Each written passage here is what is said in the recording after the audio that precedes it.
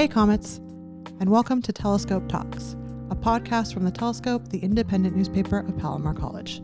I'm Victoria Gudmundson, Editor-in-Chief, and today we're breaking down the September Governing Board meeting. From budget debates and COLA negotiations to trio layoffs and the Camp Pendleton commencement, there's a lot to cover. Let's get into it. One of the most discussed items of the evening involved the trio program. The board voted to preemptively lay off 4 outreach specialists and 1 confidential and supervisory team member because Palomar has not yet received confirmation of its federal grant renewal for the school year. That renewal usually arrives in late July or August. While the delay could be due to federal layoffs, it could also reflect an impending elimination of grant funding. Trustee Roberto Rodriguez had this to say in the discussion.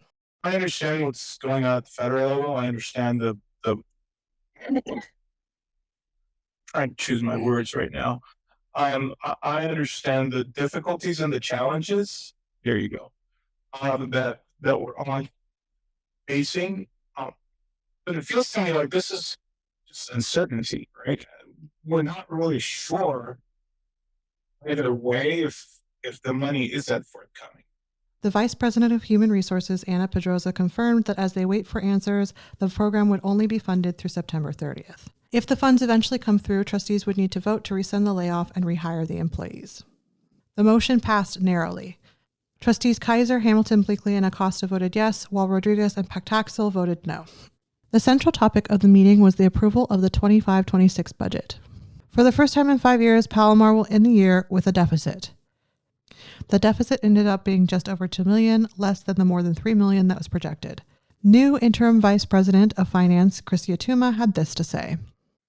But congratulations, this is the first time you guys have had a deficit. I think in the last 5 years, you've run surpluses over the last 5 years. And there was a slide, I think, or a document I put in the board docs showing since 2021-22, each year whether you ended up with a surplus or a deficit. And this is the first year that you actually had a deficit. And I can't believe that's considered good news, but it is in the sense that we kind of what you budgeted is kind of held true as we went through the fiscal year. Despite the deficit, the college holds nearly $52 million in reserves and will continue to maintain about 16.6% of the budget as a reserve this year. If current trends continue, the projections show a $7 million shortfall in 25-26. In the latter half of the meeting, the board unanimously voted to approve a resolution which authorized emergency remediation in the Natural Science Building. The resolution stated that hazardous materials were recently discovered in classrooms NS-121 and NS-125. Geology professor Sean Figg spoke to the board during public comment about the resolution, asking them to clarify the first line. He proposed alternate wording that would specify the issue happened during the summer when faculty were off contract. We believe the first line of the resolution requires some clarification. The current wording is, whereas it was recently discovered that classrooms NS-121 and NS-125 in the Natural Science Building of the San Marcos campus contain hazardous materials. We request that the wording be changed to a more detailed and actually accurate statement provided such as this. Whereas it was recently discovered that during the summer, where faculty were off contract, materials on the California Prop 65 list of chemicals were improperly handled in the classrooms of NS-121 and NS-125 in the Natural Science Building on the San Marcos campus. Trustees ultimately approved the item as written to move remediation forward quickly, with a potential timeline of 2 to 3 weekends, but noted that they may revisit the language at a later meeting. Trustees also approved an agreement with the Foundation for California Community Colleges to begin developing shortened course programs. The initiative is designed to expand accelerated pathways consisting entirely of shortened classes so that students can complete degrees or certificates more quickly. The development process is ongoing. The meeting closed on a celebratory note. 57 students participated in the commencement at Camp Pendleton meant to honor affiliated graduates.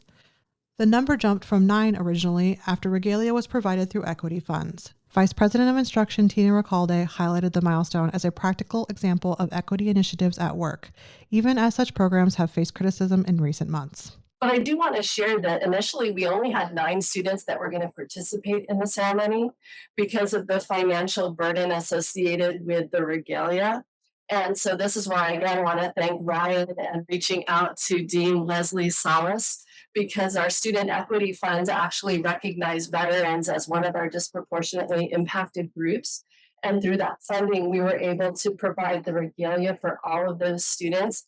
And once they found out that they wouldn't have to pay, now they could actually afford to participate and be recognized for their achievement. And that was when our number went from 9 to 57. That wraps up what you might have missed at September's governing board meeting. Thanks for hanging out with us, Comets. Don't miss the latest from Palomar at the-telescope.com or on our Instagram at _telescope. I'm Victoria Gudmundson, and we'll see you next time.